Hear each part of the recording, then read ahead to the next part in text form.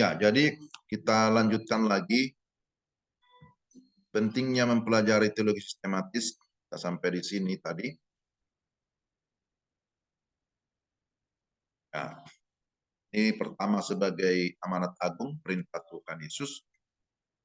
Yang kedua, penting ya untuk menolong kita mengatasi ide atau pikiran kita yang salah. Tadi sudah ada contoh-contoh. Menolong kita untuk mampu membuat keputusan yang lebih baik. Yang berkaitan dengan perkembangan teologi.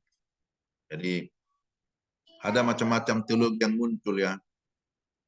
Ya, baik itu berkaitan dengan teologi-teologi kontemporer, ya, teologi modern ya, kontemporer, modern, berkaitan dengan teologi kemakmuran misalnya, teologi pengharapan, macam-macam teologi. Ya. Jadi dengan kita memiliki sebuah pandangan yang sudah kita punya, katakanlah kita berada dalam pandangan teologi reform dan injili itu, ya kita sudah tahu, oh saya berada di sini. Ketika muncul sesuatu yang baru, ya kita bisa membuat filter ya untuk bisa memilih dan memilah saya mau ikut yang mana. Menolong kita untuk bertemu sebagai seorang Kristen. Kita menjadi dewasa, menjadi seorang Kristen yang semakin dewasa. Ya, jadi pemahaman teologi itu tadi disebut mengalami perkembangan. Tapi selain itu kita perlu bertumbuh ya seiring dengan pemahaman kita. Harusnya firman membuat kita makin bertumbuh, ya, menjadi semakin dewasa. Tapi mengapa secara sistematis? Karena memang inilah manusia ya, kita ini ciptaan yang berasio. Ya, kita memiliki kecenderungan untuk berpikir mempelajari sesuatu secara sistematis dan itulah sebenarnya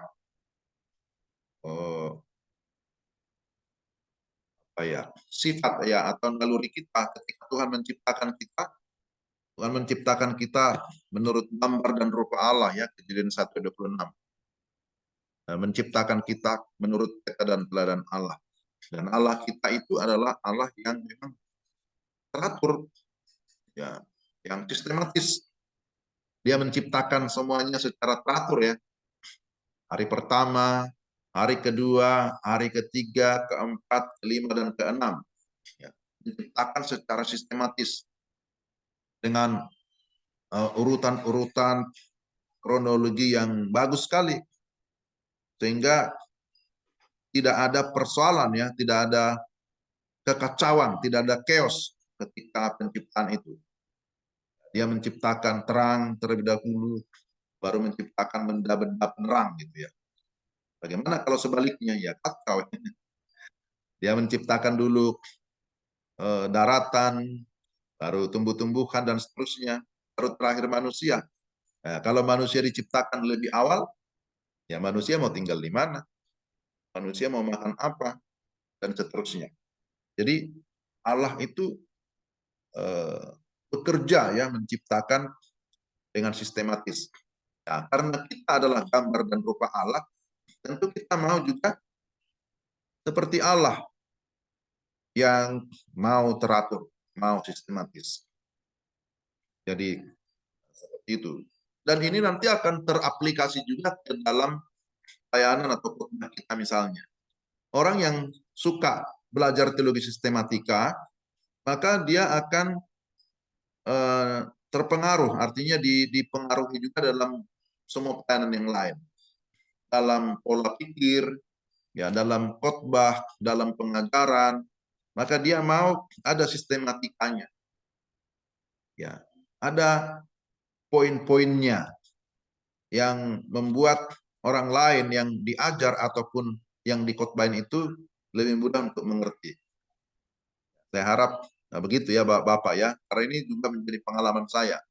Saya suka belajar teologi sistematika waktu masa kuliah dahulu, sehingga itu terbawa juga kalau saya menyampaikan firman atau khotbah pun ya pasti ada sistematikanya. pasti ada poinnya. Ya, sangat jarang bagi saya berkhotbah tanpa ada poinnya. Ya, kecuali mungkin sedangkan renungan saja saya biasa ada poin. Itu padahal renungan hanya 5 sampai 7 menit. Tapi berusaha ada poin-poinnya, apalagi kalau berkhotbah, karena itu sudah menjadi satu kecenderungan saya, ya, kesukaan di dalam berkhotbah, dalam mengajar, dalam menyampaikan pokok-pokok pikiran gitu. Kemudian sifat Alkitab sendiri juga menuntut untuk disusun secara sistematis. Karena disebutkan kebenaran tersebar secara acak di seluruh bagian Alkitab, sehingga perlu disusun secara sistematis. Nah, apa yang dimaksud dengan tersebar secara acak? Artinya, kalau kita mau melihat topik tentang Allah, itu kan tidak hanya ada di Kejadian, ada juga di Keluaran, akan ada di Perjanjian Baru, ada di kitab Nabi, sehingga kebenaran yang tersebar di berbagai kitab ini ya perlu disusun menjadi sebuah topik yang menarik.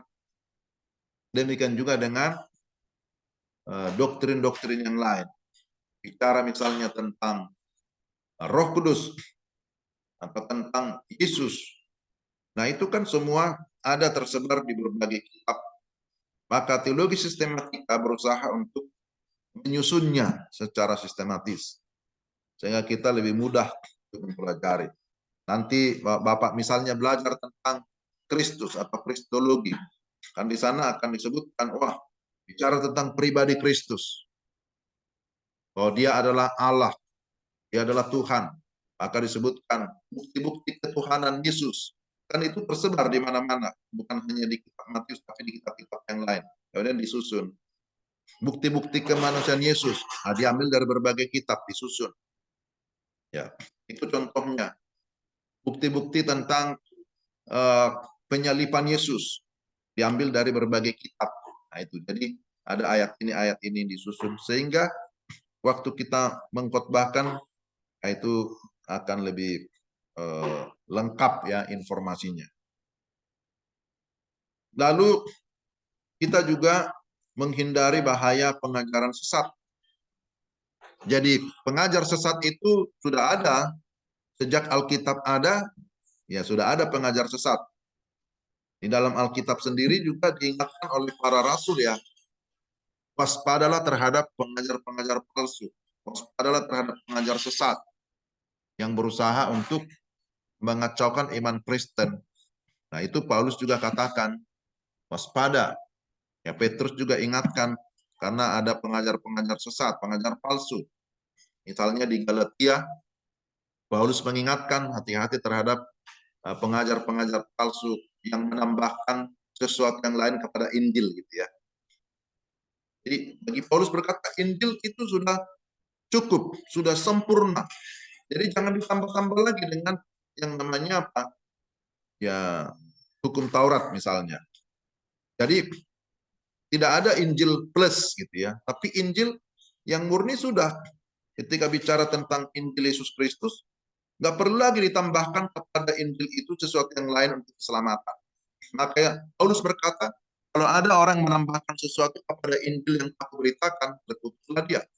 Ya, artinya ada pengajar-pengajar palsu yang mau memutarbalikkan kebenaran. Dan itu bukan hanya di Alkitab, sampai sekarang.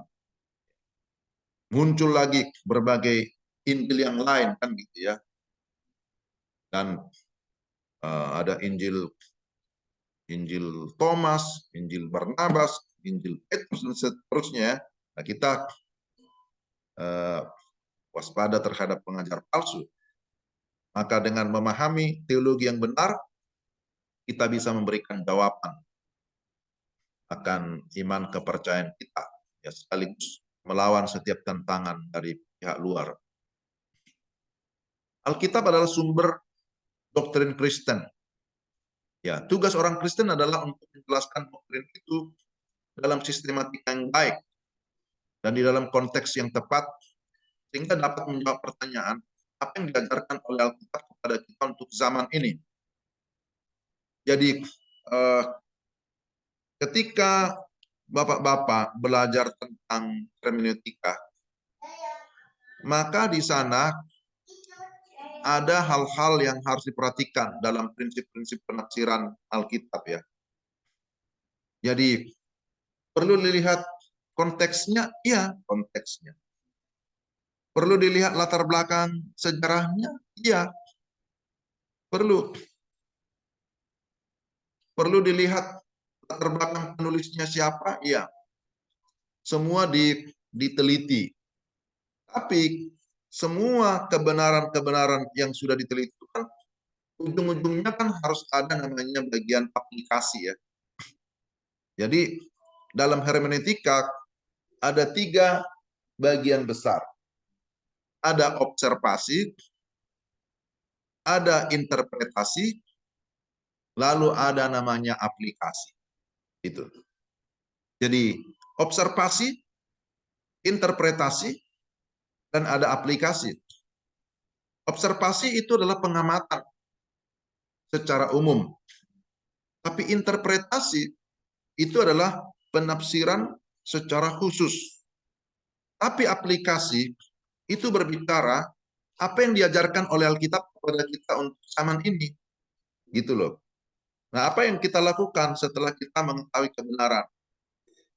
Jadi, ketika seorang pengkhotbah berkhotbah, dia harus sampai kepada aplikasi. Harus sampai kepada aplikasi. Apa yang Tuhan mau dilakukan oleh jemaat setelah mendengarkan firman. Nah, itulah kira-kira aplikasi. Berdasarkan khotbah firman Tuhan, what next? Kira-kira begitu. Apa berikutnya yang akan kita lakukan pada zaman ini, sekarang ini? Nah, inilah tugas kita ya. Tugas para teolog, tugas para pengkhotbah, tugas para guru. Sehingga kita tidak hanya berkata, dahulu Musa gitu ya. Nah, memang dahulu Musa di Mesir. Tapi sekarang kita tidak di Mesir kan gitu. Sekarang kita ada di Indonesia. Apakah relevan firman Tuhan yang disampaikan oleh Musa kepada orang Israel dahulu ketika dikhotbahkan sekarang, ada enggak relevansinya? Nah, itu namanya aplikasi. Jadi dengan kita belajar teologi, kita akan mampu menjelaskan doktrin-doktrin itu dalam sistematika yang baik, tapi juga dalam konteks yang tepat, sehingga mampu menjawab pertanyaan, ya untuk apa sih kita belajar Alkitab? Apa yang diajarkan oleh Alkitab? Kira-kira begitu ya Bapak-Bapak, mudah-mudahan bisa kita pahami ini. Yang berikutnya, Alkitab adalah pedoman hidup Kristen. Mengerti teologi bukan hanya sekedar sebagai pengetahuan teoritis, tetapi juga sebagai gaya hidup yang berintegritas. Ya, kalau tadi hubungannya dengan pengajaran kita, tapi ini hubungannya dengan diri kita, dengan gaya hidup kita. Jadi teologi kan bukan hanya sekedar gagah-gagahan, istilahnya, wah saya sudah belajar teologi, saya S1, S2, S3. Ya, kalau hanya begitu, kita bisa beli gelar saja. Sekarang kan ada ya yang menawarkan itu, kasihan juga gitu loh. Masih ada saja di zaman now masih mau beli gelar dengan membayar sejumlah uang, kemudian dia nanti sudah langsung ikut proposal, dia ikut ujian, sudah nanti diatur katanya, kita baku atur Jo, kata orang Manado kan, kita atur, bisa katanya. Lah, jadi kalau hanya seperti itu ya gampang sekali ya jadi teolog gitu. Tidak perlu belajar. Tapi bagi kita kan bukan hanya sekedar itu, sekedar gelar. Ya, kalau hanya sekedar gelar, aduh, bagaimana ya? Ya, di mana integritas? Nah, ini tadi, kalau integritas kan berbicara tentang kita bisa dipercaya. Integritas itu bicara tentang kejujuran. Integritas bicara tentang apa yang kita ajarkan, nah itu juga yang kita lakukan, itu integritas. Jadi apa yang kita sampaikan itu juga yang kita lakukan. Itu namanya berbagi hidup ya. Jadi gaya hidup yang berintegritas adalah memang yang layak dipercaya, yang bisa dipercaya, yang tidak lain di bibir, lain di hati, kan gitu ya. Kalau penyanyi zaman dulu itu lain di bibir, lain di hati. Nah, itu bukan integritas. Tapi integritas memang ya itulah kita, gaya hidup kita itu tulus. Ya, tidak lain di gereja, lain di luar gereja.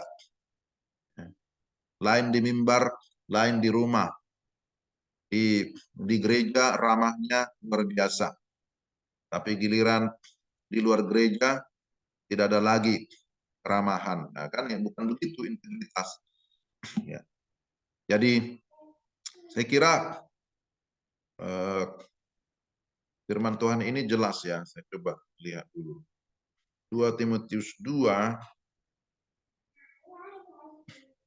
kita baca dulu. 2 Timotius 2 ayat 24. 2 Timotius 2 ayat 24.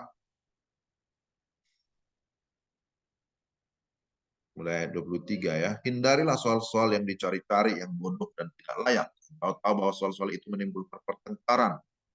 Sedangkan seorang hamba Tuhan tidak boleh bertengkar, tapi harus ramah terhadap semua orang. Dia harus cakap mengajar, sabar, dan dengan lemah lembut dapat menuntun orang yang suka melawan. Sebab mungkin Tuhan memberikan kesempatan kepada mereka untuk bertobat dan memimpin mereka, sehingga mereka mengenal kebenaran.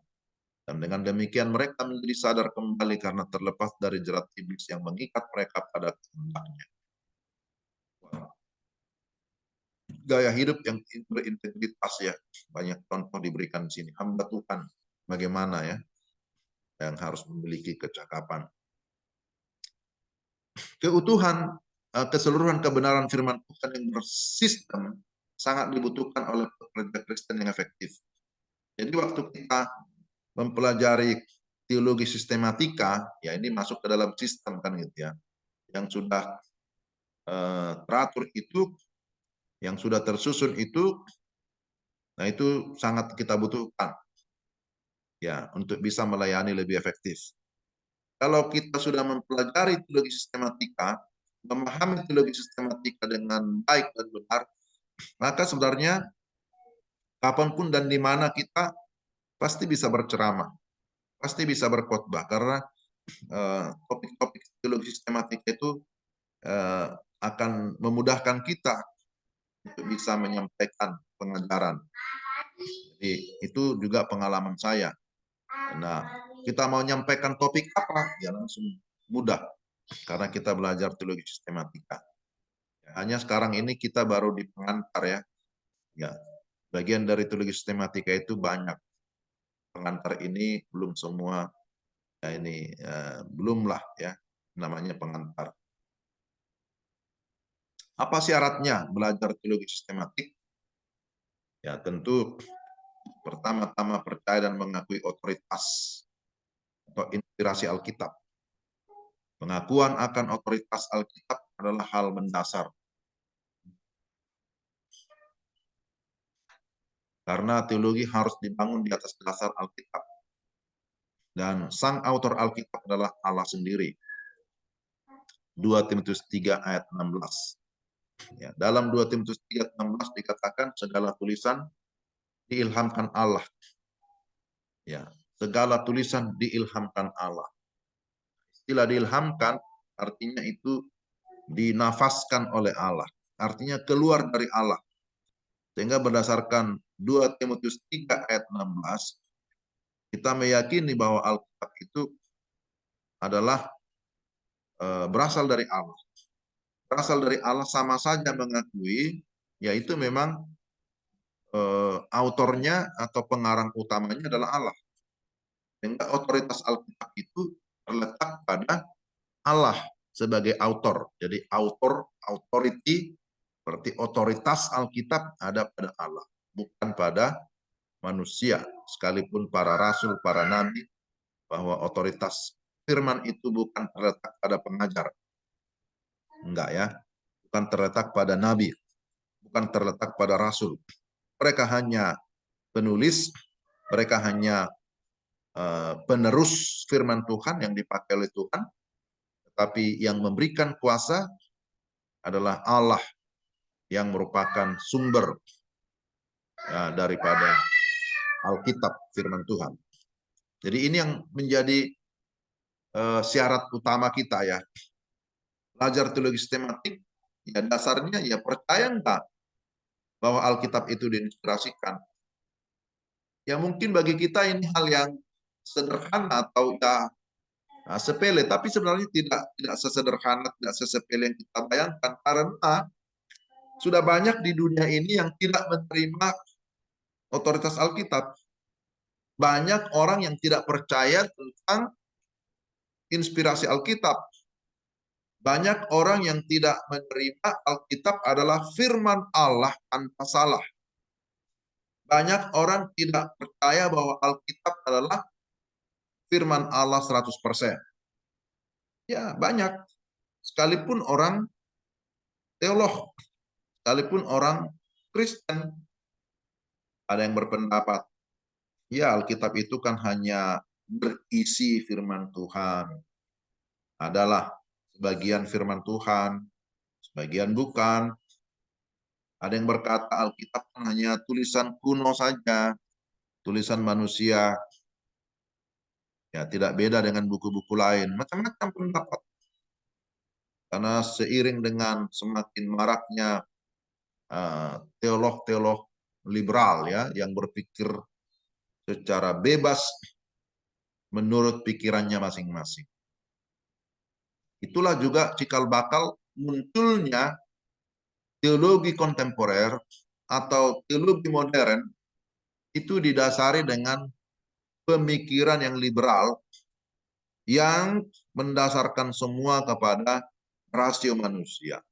Hal-hal yang dianggap tidak masuk akal, ya nggak usah gitu. Masa ya kadang-kadang ini masa Tuhan sendiri yang disebut sebagai autor. Ya, sedangkan Alkitab itu ditulis oleh Paulus sebagian. Gitu. Masa Paulus jadi penulis firman? Mungkinlah, kata para YouTuber. Paulus itu siapa? Gitu ya. Macam-macam. Tapi satu pengakuan dasar, kalau saya ya sampai dengan sekarang, saya tetap percaya dan mengakui bahwa Alkitab itu diinspirasikan oleh Allah. Bahwa Alkitab memiliki otoritas dan saya percaya bahwa sang autornya adalah Allah sendiri. Ya, berdasarkan bukti Alkitab sendiri. Jadi bukan berdasarkan kata orang, tapi Alkitab menyatakannya. Kemudian para reformator ya,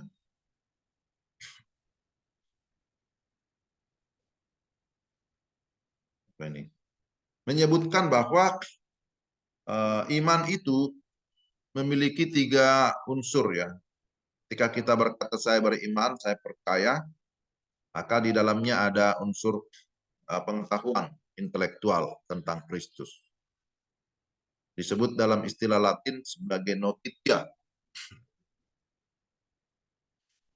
Suatu pengetahuan intelektual tentang Kristus. Seseorang harus tahu fakta-fakta dan informasi tentang Dia yang datang untuk menebus orang-orang pilihan Allah. Ya, jadi jangan tanpa pengertian yang benar. Jadi hubungannya juga dengan tadi ketika kita berkata, ya aku percaya ya. Kita selalu mengucapkan kalimat itu. Kalau di gereja kami masih ada itu. Setiap minggu namanya pengakuan iman rasuli. Itu masih terus dipertahankan sebagai pengakuan yang ortodoks. Aku percaya kepada Allah. Allah Bapa ya, aku percaya kepada Yesus Kristus, anaknya yang tunggal, dan seterusnya. Lalu aku percaya kepada Roh Kudus. Jadi percaya itu artinya kita memiliki iman, tapi di dalamnya ada 3 unsur ini. Pertama, notitia, bahwa ketika kita beriman, tentu kita tidak beriman buta ya, bukan iman yang buta, tapi iman yang disertai dengan pengertian. Nah, itu sebabnya kita harus terus mengajar murid-murid kita, mengajar jemaat. Walaupun kamu mengaku sudah percaya, jangan lupa belajar, kan gitu. Walaupun sudah lahir baru, sudah bertobat dan bersaksi, wah saya sudah yakin, saya sudah lahir baru, saya sudah diselamatkan, kapanpun aku mati pasti masuk surga. Yes, puji Tuhan. Tapi jangan lupa, kalau mau melayani, ya belajar dulu. Harus sungguh-sungguh belajar kan gitu. Jadi jangan beriman tanpa berpengertian, tidak boleh. Ya, seperti dalam Roma pasal 10 ayat yang kedua. Roma pasal 10. Wah, nampaknya Pak Bastian sudah lapar ya, di Kupang kan sudah jam 1 lewat ya. Bentar lagi Pak ya, saya bisa paham itu. Jadi nggak apa-apa sambil minum, makan nggak apa-apa karena kita santai saja. Tapi kita tunggu sedikit lagi. Ya, santai saja, Pak. Santai saja Pak. Roma pasal 10 ayat 2 ya. Dikatakan begini. Sebab aku dapat memberi kesaksian tentang mereka, bahwa mereka sungguh-sungguh giat untuk Allah, tetapi tanpa pengertian yang benar. Roma 10 ayat 2. Ya, jadi Rasul Paulus, dialah yang menulis Roma ini ya, surat Roma ini. Dia juga mau memberikan peringatan, artinya mengingatkan orang-orang percaya, jemaat. Ya bagus kalau giat melayani, bagus. Giat melayani itu sesuatu yang bagus, tapi jangan tanpa pengertian yang benar. Nah, jadi mau melayani harus disertai dengan pengetahuan yang benar. Saya kira ini juga mengapa kita sekolah kan gitu ya. Kenapa belajar? Karena kita mau memiliki pengertian yang benar sehingga kita bisa lebih giat lagi untuk Allah, lebih percaya diri lagi, lebih yakin lagi dalam pelayanan karena kita memiliki pengertian yang benar. Jadi iman yang sejati sudah bagus. Saya percaya akan keselamatan dalam Kristus sudah bagus. Tetapi harus disertai dengan pengertian yang benar. Untuk pengertian yang benar maka perlu ada proses pembelajaran. Dan yang kedua, unsur iman percaya itu adalah suatu persetujuan terhadap Kristus dan firman-Nya sebagai kebenaran. Dalam bahasa Latin disebut dengan assensus. Assensus ya. Jika seseorang menyangkali bahwa Yesus Kristus dan wahyu Alkitab tentang dia adalah benar, maka ia tidak dapat diselamatkan. Ya, jadi maksudnya orang percaya selain memiliki unsur pengetahuan, dia tahu kepada siapa dia yang percaya, ya, tapi juga harus ada satu komitmen, persetujuan terhadap apa yang saya tahu. Ya saya memang juga menerima, saya setuju. Karena banyak orang tahu tapi tidak menerima, tidak setuju gitu. Yang saya dengar dari teman saya, minggu lalu dia berkhotbah. Ya, kami ada persekutuan hamba-hamba Tuhan ya, namanya persekutuan Karpos. Ini khusus hamba-hamba Tuhan. Lalu dia sampaikan dalam khotbahnya, ternyata ada alumni STT tertentu. Dia menyampaikan kepada jemaat, dia berkhotbah tentang keselamatan, bahwa kepastian keselamatan ada dalam Kristus Yesus. Tetapi ketika dia ditanya, Pak Pendeta percaya enggak bahwa kamu akan selamat? Ya, percaya enggak bahwa Yesus itu juru selamat yang akan memberikan kamu keselamatan? Dia sendiri enggak percaya. Dia mengajarkan, dia tahu tentang kebenaran itu, tapi dia tidak menerima. Nah, jadi itu pasti bukan iman yang sejati. Itu menyedihkan ya. Jadi iman yang sejati, dia tahu kebenaran, tapi kemudian dia setuju. dia menerima kebenaran. Itu namanya asensus. Dan yang ketiga, yang juga lebih penting lagi, suatu ketaatan kepada kebenaran. Ya, itu namanya fiducia dalam bahasa Latin. Jadi, tahu kebenaran, menerima kebenaran, lalu menaati kebenaran, inilah yang namanya tiga unsur ini sebagai satu kesatuan di dalam iman yang sejati. Ketika seseorang tidak hanya mengakui kebenaran berita Injil, tetapi mempercayakan hidupnya kepada Kristus yang diberitakan, maka ia diselamatkan. Jadi tidak hanya sekedar ngaku saya percaya pasti selamat, tapi unsur iman itu harus juga mempercayakan hidupnya kepada Tuhan. Artinya dia mau dipakai oleh Tuhan, dia mau melayani Tuhan. Nah, ini adalah bagian daripada iman.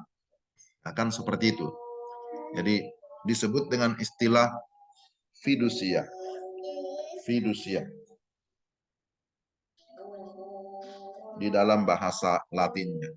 Nah, waktu tahap ketiga ini dicapai pribadi tersebut, ya, tahu Allah dalam pengertian kata tersebut sepenuhnya. Dia mengenal Allah karena ia dikenal Allah. Jadi artinya ketika kita memiliki iman yang sejati dengan tiga unsur ini, ya bukan hanya sekedar kita berkata aku sudah mengenal Allah, tapi lebih daripada itu, ya Allah pun mengenal kita sebagai anak-anaknya, kan begitu. Ya, ketika kita taat melakukan kehendaknya, ya itulah yang Tuhan mau. Jadi bukan hanya orang yang berseru-seru Tuhan, Tuhan yang masuk dalam kerajaan Allah, kan gitu ya dalam Matius 7 itu. Tapi orang yang melakukan kehendak Allah. Jadi inilah yang sangat penting kita pahami di dalam memahami tentang iman percaya kita kepada Allah. Dan bagaimana kita belajar selain daripada iman? Belajar juga dengan berdoa. Berdoa meminta iluminasi atau pencerahan Roh Kudus. Ya, doa itu menghubungkan kita dengan Allah. Doa itu komunikasi kita dengan Allah. Ya, ada prinsip apa yang kita lakukan harus doakan. Tapi apa yang kita doakan harus kita lakukan. Lalu yang tidak kalah penting dalam belajar teologi, ya kerendahan hati kita ya. Kita menundukkan segala pikiran kita kepada firman Tuhan. Kita tidak mungkin bisa memahami Dia, ya kalau kita tidak dalam kerendahan hati. Kemudian teologi sistematik itu luas cakupannya, tidak terbatas. Ya, berteologi tidak bersifat instan, tetapi berproses dan tidak ada kata tamat dalam berteologi. Nah, inilah kira-kira sebagai pembelajaran kita pengantar di hari ini. Kita akhiri sampai di sini saja dulu, Bapak ya. Kita akan ketemu besok lagi. Besok ya sekitar jam 9 mungkin bisa. Kalau bisa, Bapak bisa jam 9? Bisa, Pak. Bisa ya. Ya kita bisa dari jam 9 sampai ke jam ya jam-jam seperti inilah. Mungkin 12 atau setengah 1 bisa selesai. Ya kita akhiri sampai di sini. Terima kasih Pak Markus, Pak Bastian. Terima Terima kasih, kasih, Pak. Pak. Kita berdoa dulu. Tuhan, terima kasih hari ini kami bisa belajar pengantar teologi sistematika. Hamba-Mu terbatas untuk menguraikan, tapi hamba berdoa dalam nama Yesus supaya sekalipun kami dalam keterbatasan, Roh Kudus senantiasa bekerja, menolong kami untuk bisa memahami apa yang kami pelajari, apa yang kami seringkan di hari ini. Pimpin dan sertai kami ya Tuhan, dalam kegiatan kami selanjutnya. Juga kelanjutan perkuliahan kami pada esok hari, kiranya Tuhan pimpin sertai sehingga kami bisa mengikuti dengan baik. Terpuji Engkau, dalam nama Tuhan Yesus kami berdoa dan mengucap syukur. Amin. Amin. Oke, Pak Markus, Pak Terima kasih, Basti. Pak Andi. Pak Bastian. Walaupun hanya berdua, tetap semangat ya. Amin. Ya, ini kelas khusus ya. Oke, Bapak. Ya. Mari, Terima Pak. kasih, Oke, Pak. mari, Bang. Kita istirahat makan siang lah. Oke.